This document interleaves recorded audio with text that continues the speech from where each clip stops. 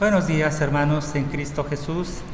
Les damos la bienvenida a esta casa de oración para alabar y glorificar el santo y glorioso nombre de nuestro Dios. La palabra de Dios dice en Hebreos 10, 37 y 38, porque aún un poquito y el que ha de venir vendrá y no tardará, mas el justo por la fe vivirá, y si retrocediere no agradará a mi alma. Amén. Vamos a tener un momento de oración personal, hermanos, acompañados del preludio.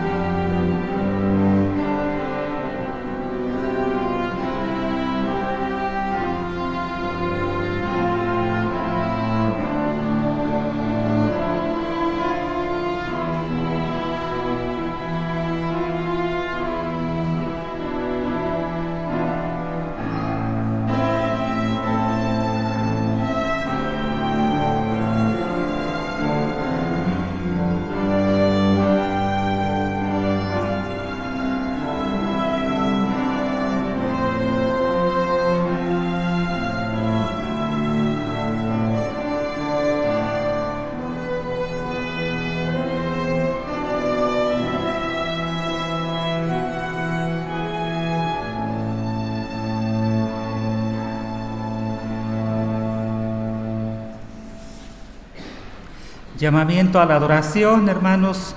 Busquemos en nuestras Biblias el Salmo número 34 y vamos a dar lectura de manera alternada.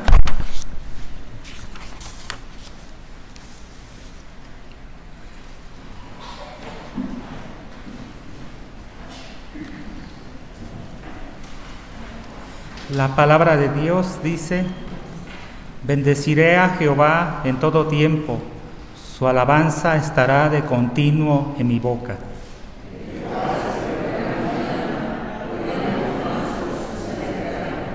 Engrandeced a Jehová conmigo y exaltemos aún a su nombre.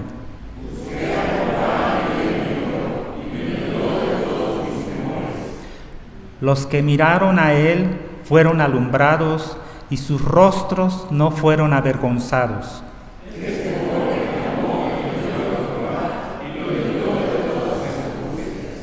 El ángel de Jehová acampa alrededor de los que le temen y los defiende.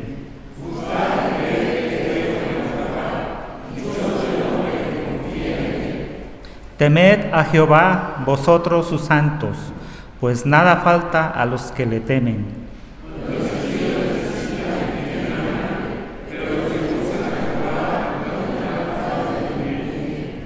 Venid, hijos, oídme, el temor de Jehová os enseñaré.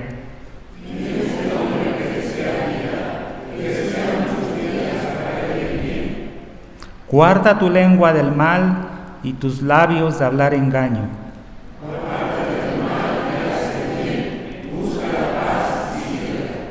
Los ojos de Jehová están sobre los justos, y atentos sus oídos al clamor de ellos.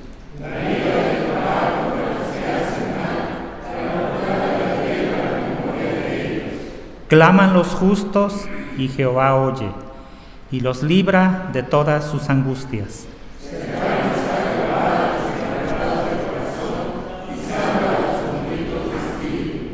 Muchas son las aflicciones del justo, pero de todas ellas le librará Jehová.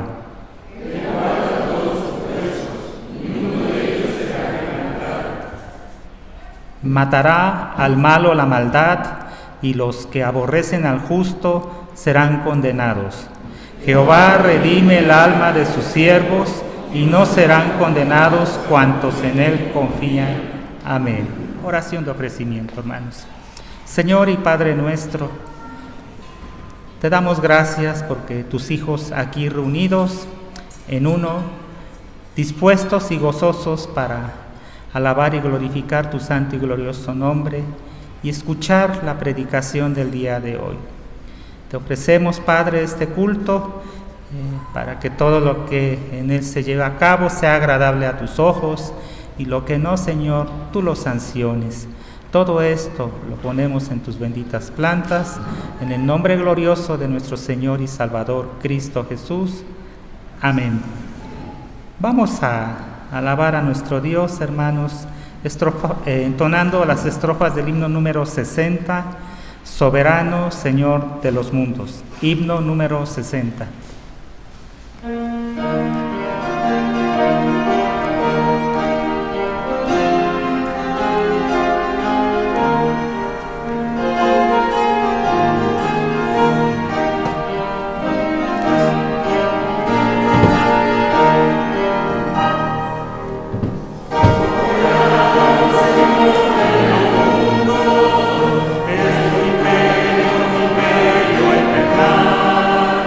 Tu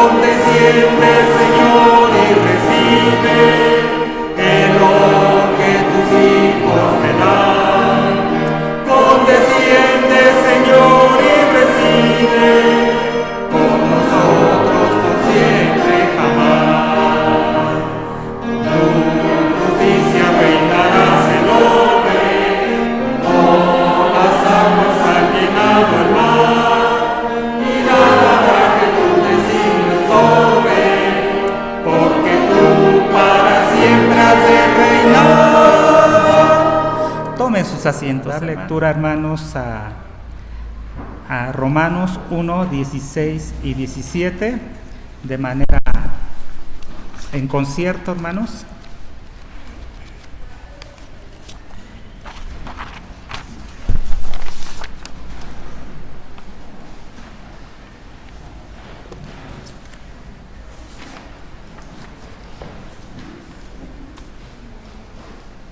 Romanos 1, 16 y 17 habla sobre el poder del Evangelio. La palabra de Dios dice: porque no me avergüenzo del Evangelio, porque es poder de Dios para salvación a todo aquel que cree, al judío primeramente y también al griego, porque en el Evangelio la justicia de Dios se revela por fe y para fe, como está escrito: mas el justo por la fe vivirá. Amén. Pueden tomar sus asientos, hermanos. A continuación vamos a escuchar el mensaje del día de hoy, que se titula La justicia por la fe, a cargo de nuestro pastor, el presbítero Antonio Rodríguez Álvarez.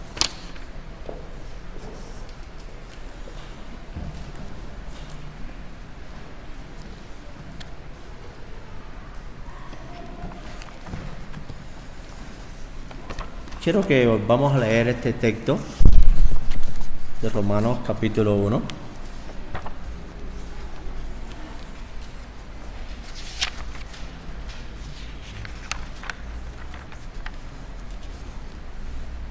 Y vamos a hacerlo detenidamente,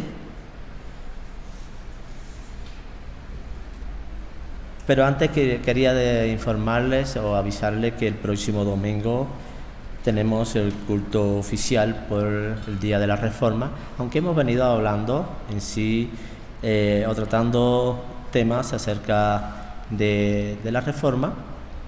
El próximo domingo pues el coro va a tener la participación, el ensamble, y también los niños van a tener su participación en el culto del mediodía, así que les animamos a venir y a participar también de este culto para la gloria de nuestro Dios. Y así sentados, por favor, vamos a leer nuevamente los versículos 16 y 17 de Romanos capítulo 1, todos juntos.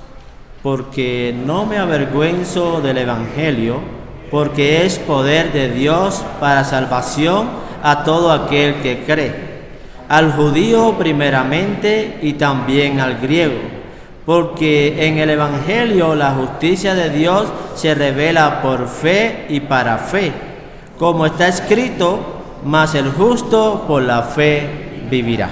Padre, gracias por tu palabra, gracias porque ella, Señor, encierra una gran verdad, y esa fue la proclamación de la Reforma, Señor.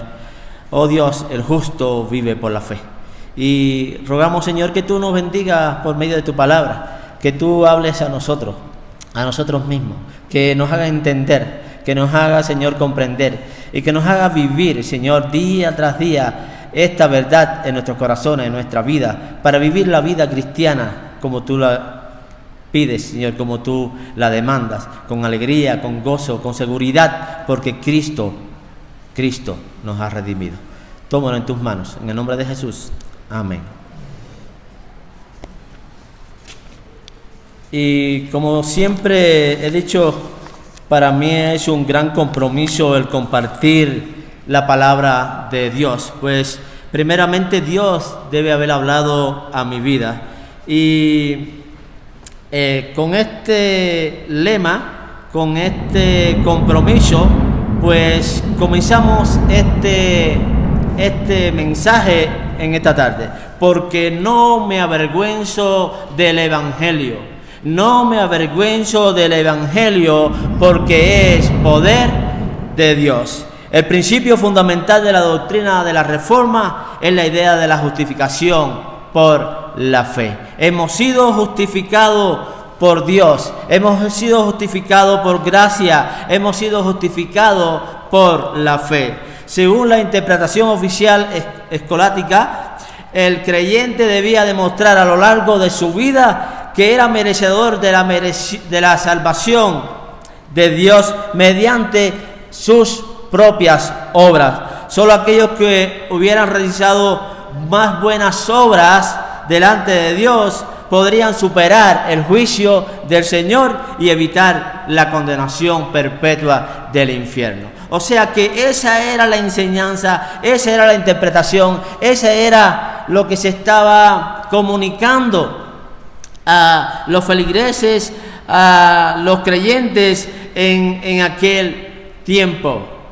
Es necesario pues que te gane la salvación, y para ello debes realizar una serie de buenas obras, y mientras más buenas obras haces, pues vas a superar el juicio de Dios. Ya Dios no va a poder castigarte, ya Dios no te va a poder condenar. El código de conducta cristiana era tan estricto que la inmensa mayoría de los feligreses se veían incapaces de comportarse de una manera adecuada para lograr una tranquilidad personal. Era así, realmente, menos de traer paz, tranquilidad por medio de las obras, lo que lo hacía era sentirse aún más incómodo, mucho más mal. La fantasía del purgatorio como lugar donde las almas rendían cuenta de sus pecados durante siglos para luego pasar al paraíso respondía a este pánico. Era un gran terror, pero el posible alivio que pudo inspirar en los creyentes era insuficiente. ¿Qué va?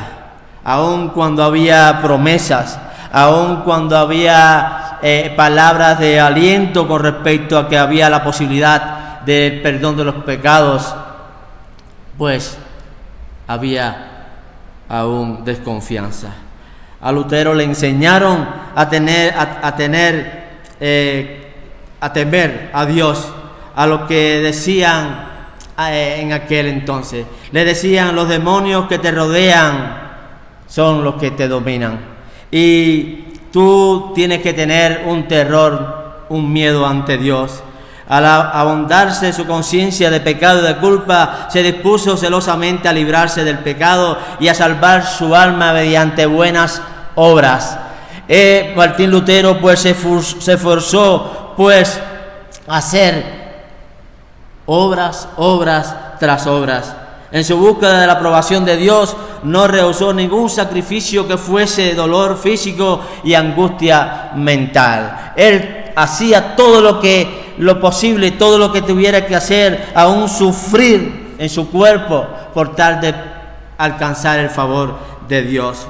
Luego se volvió a la iglesia, que prometía perdón por medio de indulgencia, penitencias y donaciones.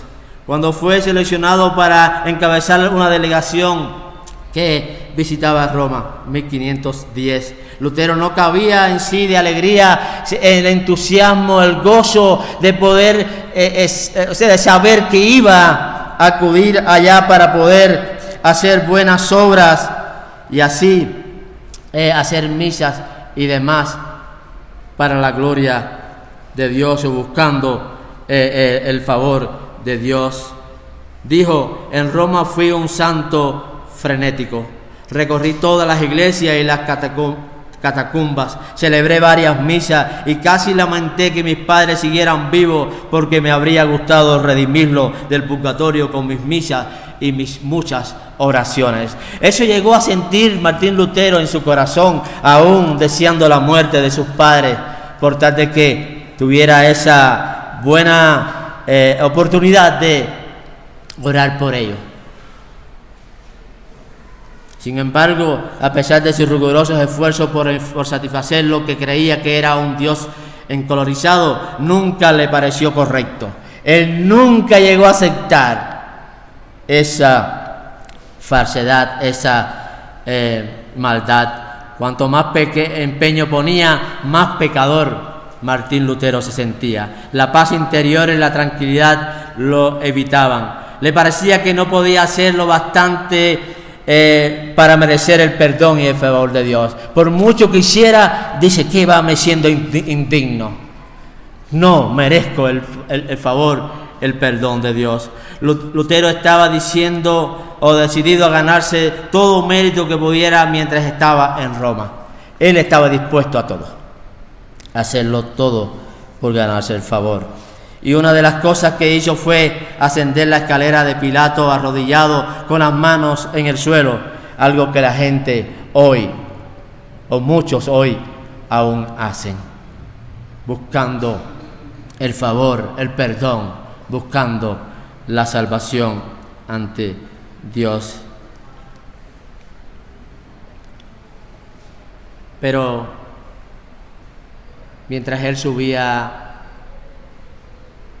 su mente, su conciencia, algo le perturbaba allí.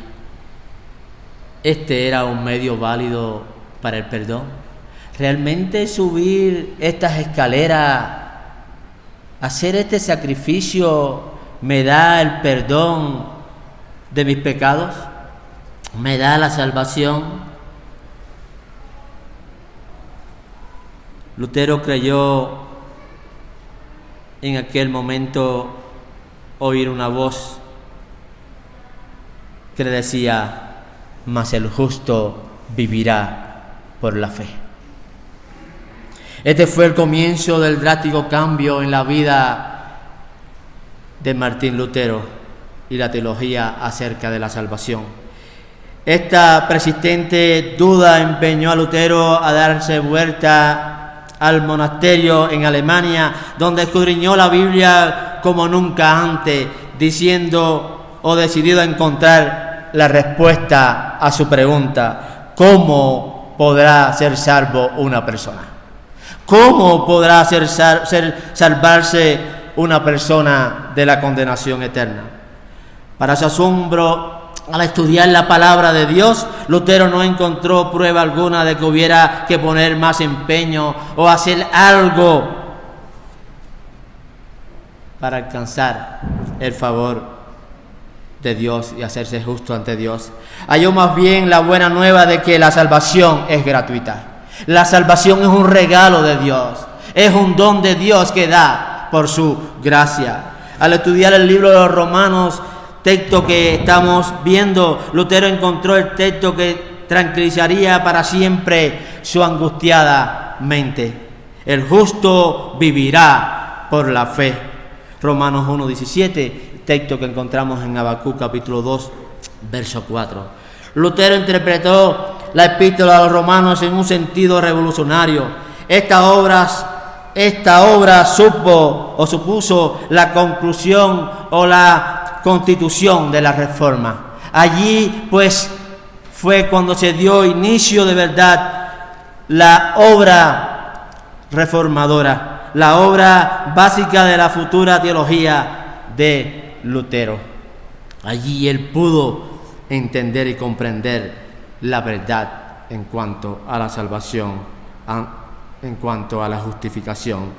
En la afirmación: el justo vivirá por la fe, contenido en Romanos 1:17, Lutero creyó sinceramente vislumbrar un significado nuevo que permitiera interpretar toda la Escritura bajo una nueva mirada. De esa manera, pues, Lutero pudo interpretar de una manera diferente o de la mejor manera toda la Escritura. Si antes Dios se le presentaba al joven profesor como un ser todopoderoso, severo en su juicio, según las enseñanzas que había recibido, a partir de ahora su imagen acerca más la ofrecida por el Nuevo Testamento: un Dios bondadoso, un Dios compasivo, un Dios de misericordia, un Dios de amor. Ahora Martín Lutero pudo entender y comprender la verdad acerca de Dios.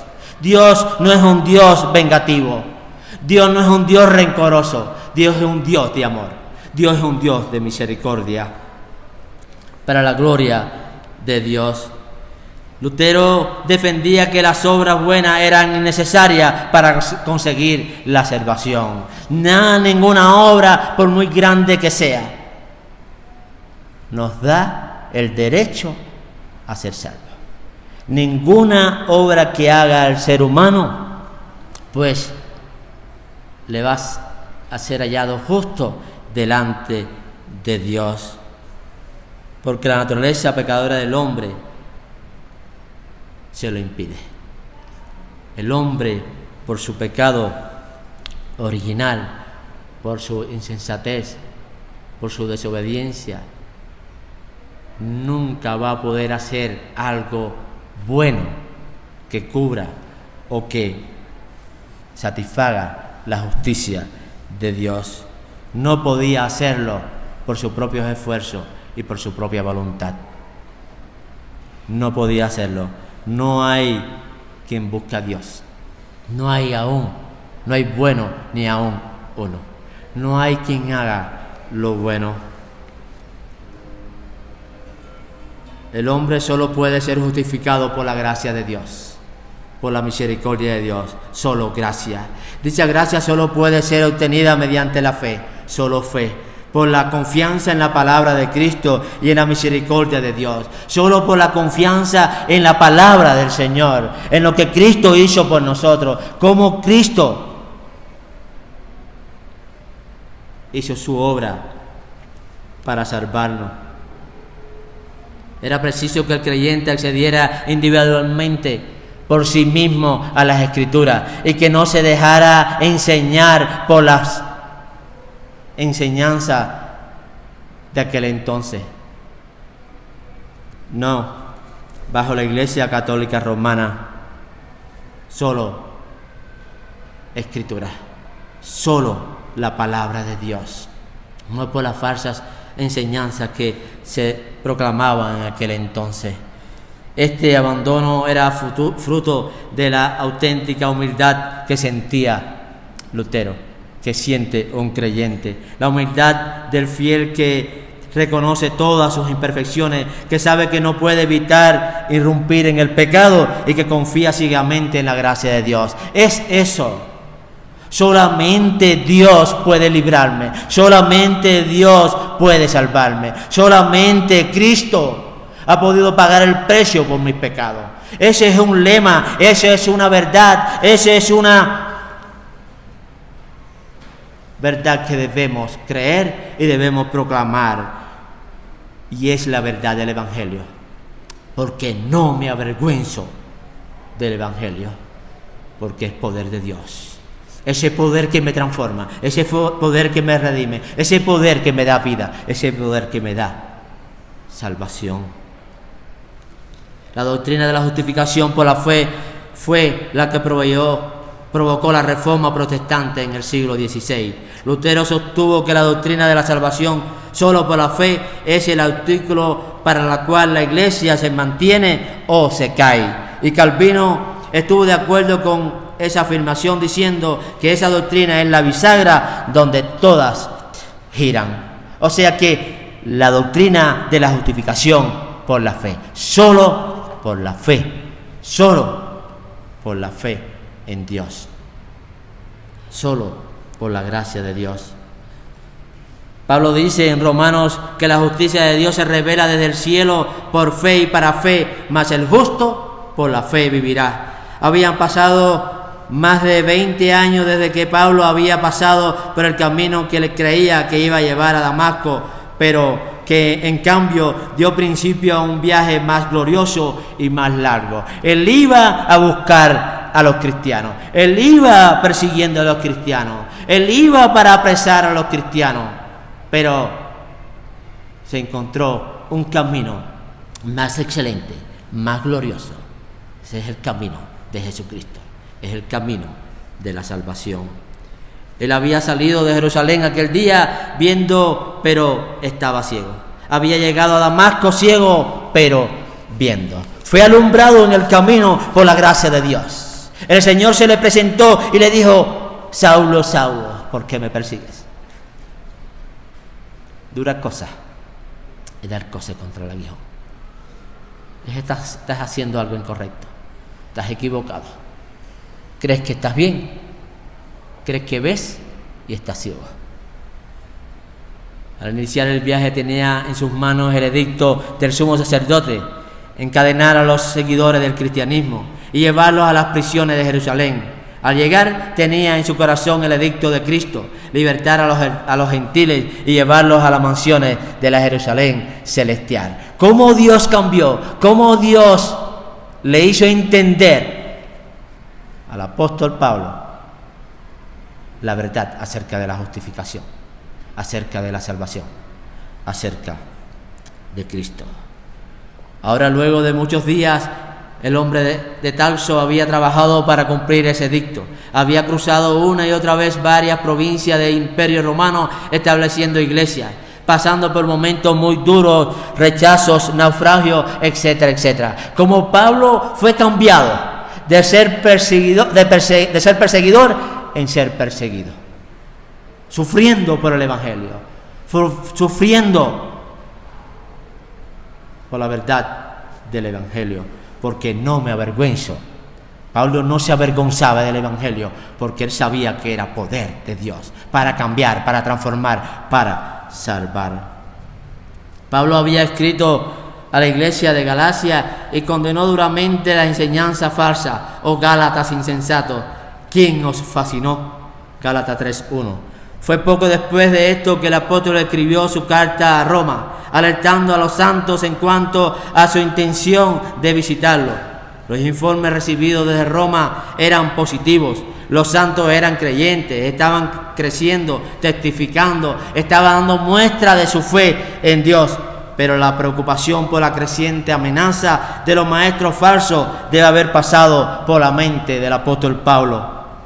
Pues el libro de Romanos contiene la defensa poderosa de Pablo en favor de la verdadera rectitud y su rechazo de cualquier sistema de salvación que no esté basado en la fe en Jesucristo. Pues se habían levantado falsos maestros que estaban haciendo creer o haciendo entender que había que alcanzar la salvación, que había que hacer algo, que había que circuncidarse para salvarse, que era necesario cumplir los rigores de la ley para poder ser salvo. Cuán irónico es que las cartas a Roma y a Galacia fueran usadas en siglos posteriores como base para la doctrina según la cual las obras no son necesarias para la salvación.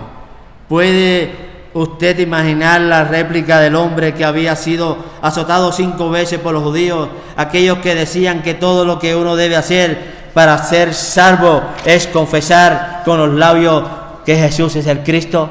Es algo que no se puede entender. ¿Cómo que que antes decía que no es por creer en Cristo o por la fe en Cristo, ahora está diciendo que sí?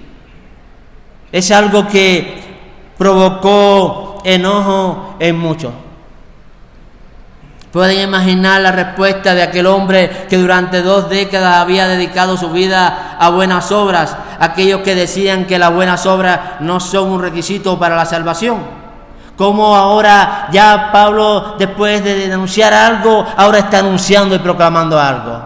Ya no es necesario, no es por las buenas obras, si ahora es por la fe. Realmente, si viajamos en el tiempo y nos ponemos a pensar en aquel momento, era difícil de creerle a Pablo. Pero Dios transformó, Dios cambió y Dios usó la vida de Pablo para llevar el mensaje del Evangelio a las mismas iglesias que él había fundado, a las mismas iglesias que él o aquellos lugares que él mismo había llevado el mensaje, un mensaje de salvación. Las ideas son extremos opuestos de la senda de la gracia y de las obras. O sea, ya ahora no es por obra, sino es por gracia. Es un camino opuesto, es un camino diferente, muy diferente. Nada el hombre puede hacer para justificarse. ¿Cuál es el tema entonces de Romanos y su significado?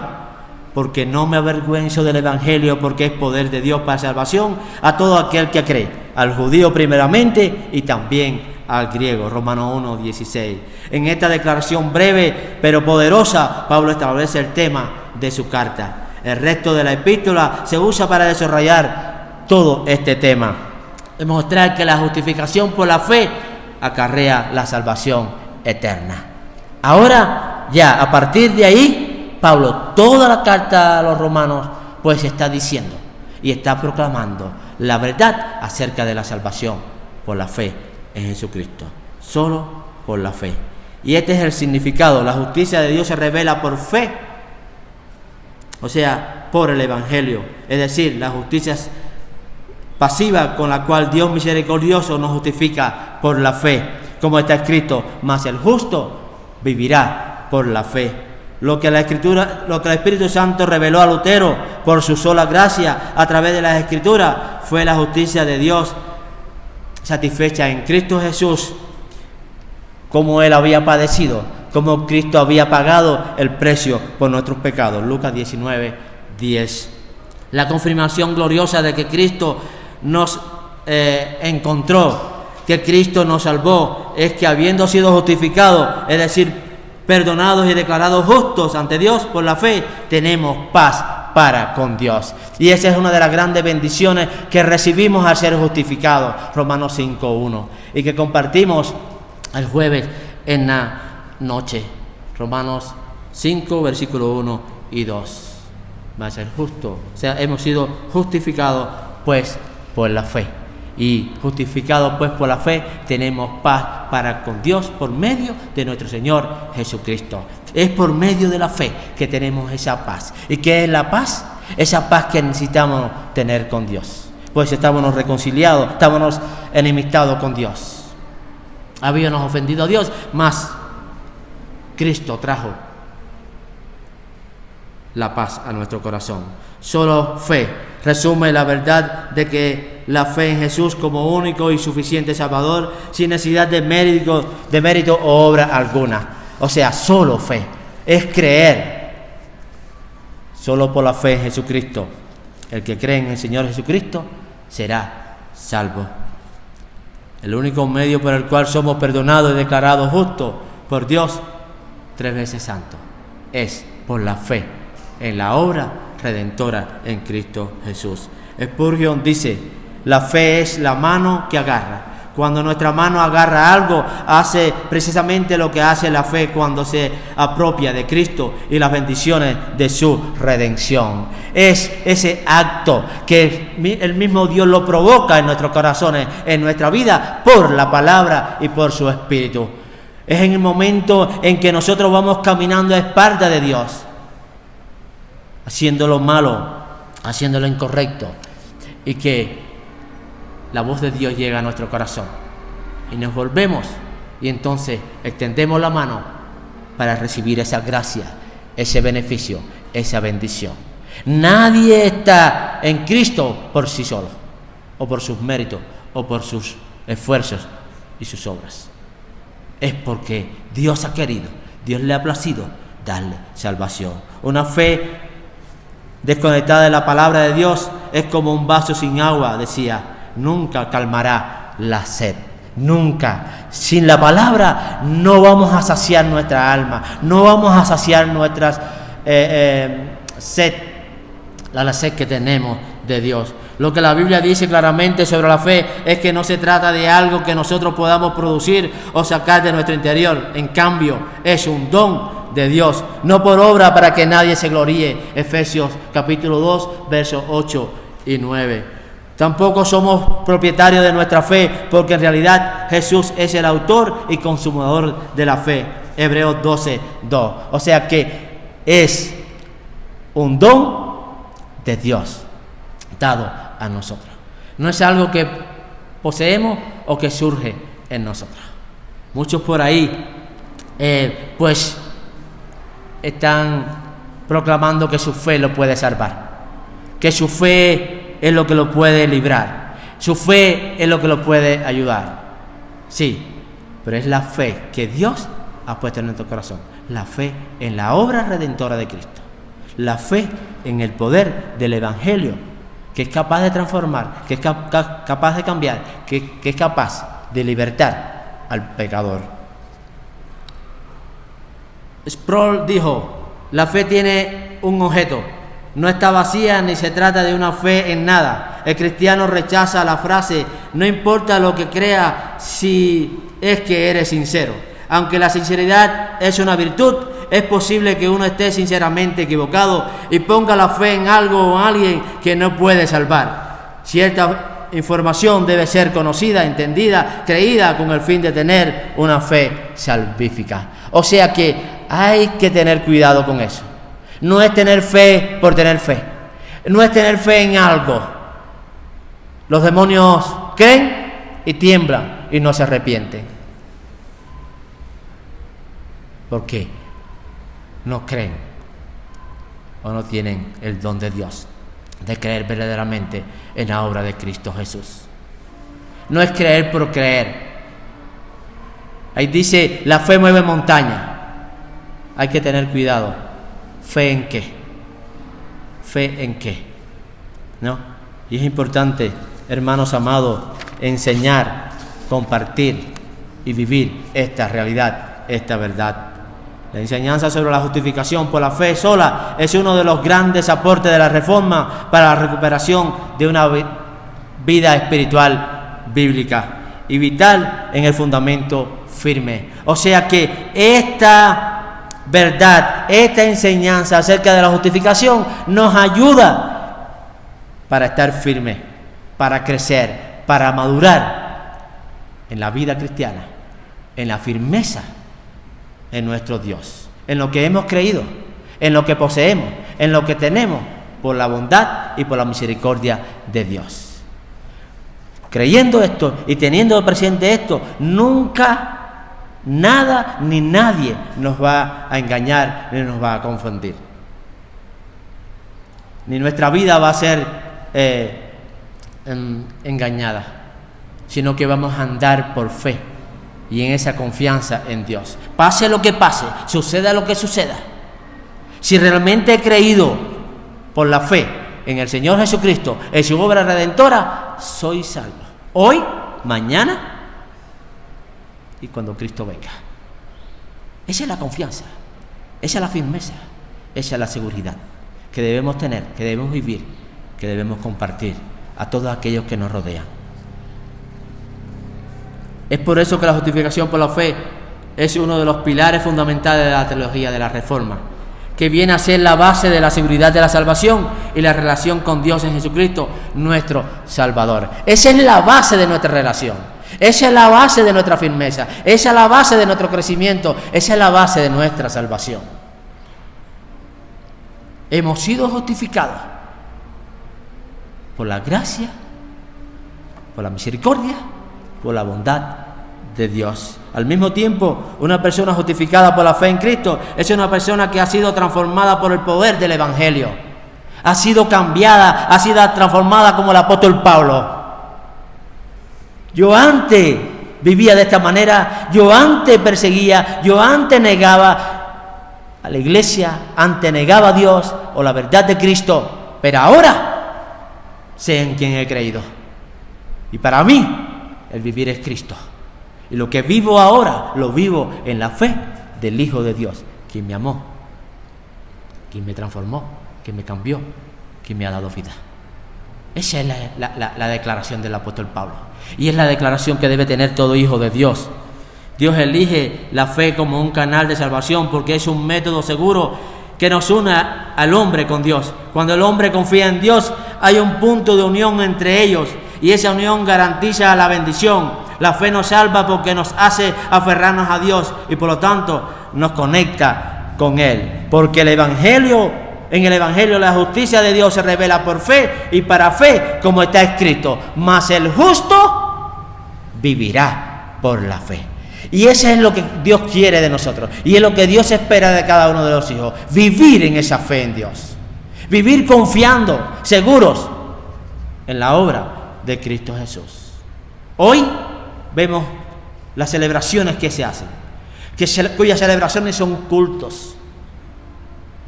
El mundo no entiende eso, pero el cristiano entiende que es culto. ¿Culto a quién? A la muerte.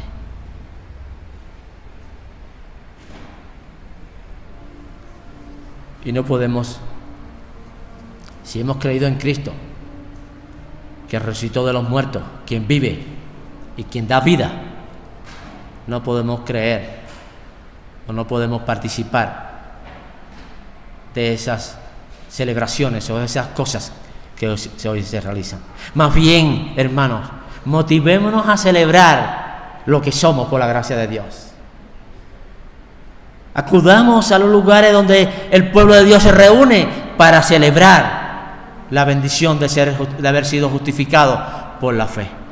Recordando una vez más que en un momento, en un día determinado, Dios, por su gracia, tocó el corazón y tocó la mente de sus hijos para darle claridad en cuanto a las Escrituras, para darle claridad en cuanto a la salvación y a la justificación por la fe. Que Dios te bendiga, amado hermano, y que Dios te ayude a vivir esa vida confiada, esa vida segura, esa vida de fe y esa vida de esperanza en nuestro Señor Jesucristo. Oremos.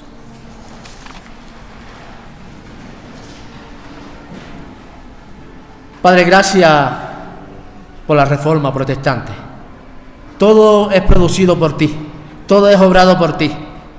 Cuando el hombre era ciego, cuando el hombre había sido engañado por las falsas doctrinas, tú en tu determinado momento, en tu tiempo justo, quisiste mostrar la verdad, dar claridad a tus siervos acerca de la salvación, acerca de la justificación. Gracias a Dios, porque el hombre es justificado por fe y para fe, mas el justo vivirá por la fe. Oh Padre, ayúdanos a vivir el Evangelio y a no avergonzarnos del Evangelio nunca, porque es poder tuyo, poder de transformar, poder de cambiar, poder de sanar, poder de levantar al caído. Obra, Dios, en cada uno de tus hijos aquí presentes y permite, Dios, que podamos también compartir esta verdad en medio de este mundo lleno de maldad, un mundo que está siendo engañado y confundido. En el nombre de Jesús, amén. Reciba la bendición. Que la gracia de nuestro Señor Jesucristo, el amor de Dios Padre y la comunión del Espíritu Santo sea con cada uno de vosotros. Amén.